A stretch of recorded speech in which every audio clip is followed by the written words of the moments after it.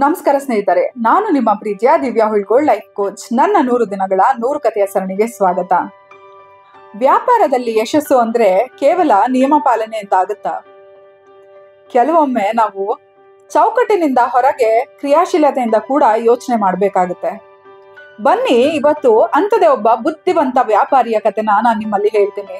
ಒಂದು ಊರಲ್ಲಿ ಒಂದು ಮೀನುಗಾರಿಕೆಯ ಕೆರೆಯನ್ನ ತೆರೆಯಲಾಗುತ್ತೆ.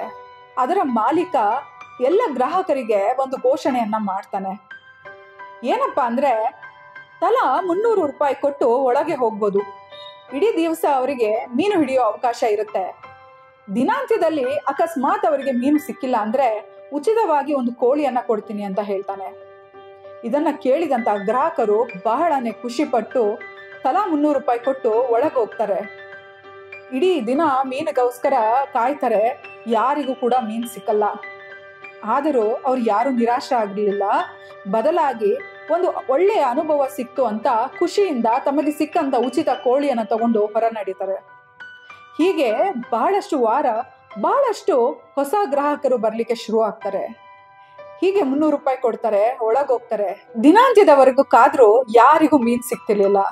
ಆದ್ರೂ ಕೂಡ ಆ ಅನುಭವದಿಂದ ಖುಷಿ ಪಟ್ಟು ಸಿಕ್ಕಂತ ಉಚಿತ ಕೋಳಿಯನ್ನ ತಗೊಂಡು ಹೊರ ನಡೀತಿರ್ತಾರೆ. ಹೀಗೆ ಇದನ್ನ ಗಮನಿಸಿದಂತ ಪಕ್ಕದ ಹಳ್ಳಿಯ ಒಬ್ಬ ವ್ಯಕ್ತಿ ಈ ಕೆರೆಯ ಗೇಟ್ ಕೀಪರ್ ಅನ್ನ ಕೇಳ್ತಾನೆ, ಯಾಕೆ ಯಾರಿಗೂ ಒಬ್ರಿಗೂ ಮೀನ್ ಸಿಗ್ತಾ ಇಲ್ವಲ್ಲ ಅಂತ. ಆಗ ಆ ಗೇಟ್ ಕೀಪರ್ ನಗ್ತಾ ಆ ಕಡೆ ಈ ಕಡೆ ನೋಡಿ ಹೇಳ್ತಾನೆ, ಆ ಕೆರೆಯಲ್ಲಿ ಯಾವುದೇ ಮೀನಿಲ್ಲ. ಆ ಮಾಲೀಕನದು ಕೋಳಿ ಫಾರಂನ ವ್ಯಾಪಾರ. ಅಲ್ಲಿ ಬಹಳಷ್ಟು ಕೋಳಿಗಳು ಬಹಳ ದಿನದಿಂದ ಉಳಿದ್ಬಿಟ್ಟಿದ್ವು. ಅವನ್ನ ತೆರವು ಮಾಡ್ಲಿಕ್ಕೆ ಅವನು ಮಾಡಿರೋ ಒಂದು ಉಪಾಯ, ಮೀನುಗಾರಿಕೆ ಮಾಡ್ಬೋದು ಅಂತ ಹೇಳಿ ತನ್ನ ಬಳಿ ಉಳಿದಂತ ಎಲ್ಲ ಕೋಳಿಗಳನ್ನ ಮಾರಾಟ ಮಾಡ್ತಿದ್ದಾನೆ ಅಂತ. ಈ ಕಥೆಯ ಅರ್ಥ ಏನು ಸ್ನೇಹಿತರೆ? ಆ ವ್ಯಾಪಾರಿದು ಕೋಳಿಯ ಫಾರಂ. ಎಷ್ಟು ಕೋಳಿಗಳು ಉಳಿದ್ಬಿಟ್ಟಿದ್ವು, ಗ್ರಾಹಕರು ಸಿಕ್ಕಿರ್ಲಿಲ್ಲ. ಅವನು ಸೋಲೊಪ್ಕೊಳ್ಳಿಲ್ಲ. ಬದಲಾಗಿ ಸ್ವಲ್ಪ ಕ್ರಿಯಾಶೀಲತೆಯಿಂದ ಯೋಚನೆ ಮಾಡ್ದ, ಜನರಿಗೆ ಒಂದು ಒಳ್ಳೆಯ ಅನುಭವವನ್ನು ಕೊಟ್ಟ, ಜೊತೆಗೆ ತನ್ನ ಕೋಳಿಯನ್ನು ವ್ಯಾಪಾರ ಮಾಡ್ಕೊಂಡ. ಇದನ್ನೇ ಸ್ನೇಹಿತರೆ ಇವತ್ತಿನ ಮಾರ್ಕೆಟ್ ಅಲ್ಲಿ ನಾವು ಹೇಳೋದು ಸೇಲ್ಸ್ ಸ್ಟ್ರಾಟಜಿ. ಈಗಿನ ಕಾಲದಲ್ಲಿ ಮಾರುಕಟ್ಟೆ ಬಹಳ ವೇಗವಾಗಿ ಓಡ್ತಿದೆ.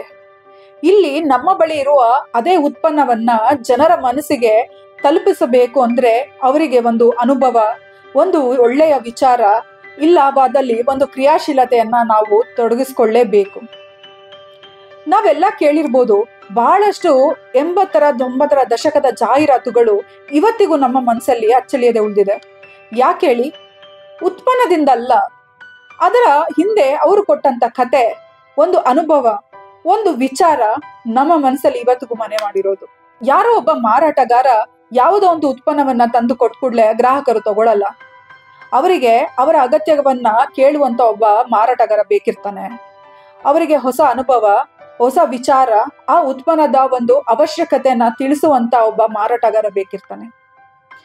ಇದು ಇಲ್ಲದೆ ಇವತ್ತಿನ ವ್ಯಾಪಾರ ನಡೆಯೋದೇ ಇಲ್ಲ. ಇವತ್ತಿನ ಕಾಲದಲ್ಲಿ ಈ ಕ್ರಿಯಾಶೀಲತೆ, ಅನುಭವ, ವಿಚಾರ ಅನ್ನೋದು ಕೇವಲ ಒಂದು ಆಯ್ಕೆ ಆಗಿಲ್ಲ, ಇದೇ ವ್ಯಾಪಾರದ ಮಾರ್ಗ ಆಗಿರೋದು. ಅದು ಗೊತ್ತಿದ್ರೆ ಕೆರೆಯಲ್ಲಿ ಮೀನಿಲ್ಲ ಅಂದ್ರೂ ಕೂಡ ಲಾಭ ಮಾಡುವಂತ ವ್ಯಾಪಾರಿ ಆಗ್ಬೋದು. ಕತೆ ಇಷ್ಟ ಆಗಿದೆ ಅನ್ಕೊಂತೀನಿ. ಇಂತಿ ನಿಮ್ಮ ಪ್ರೀತಿಯ ದಿವ್ಯಾ ಹುಳ್ಗೋಳ್ ಲೈಫ್ ಕೋಚ್.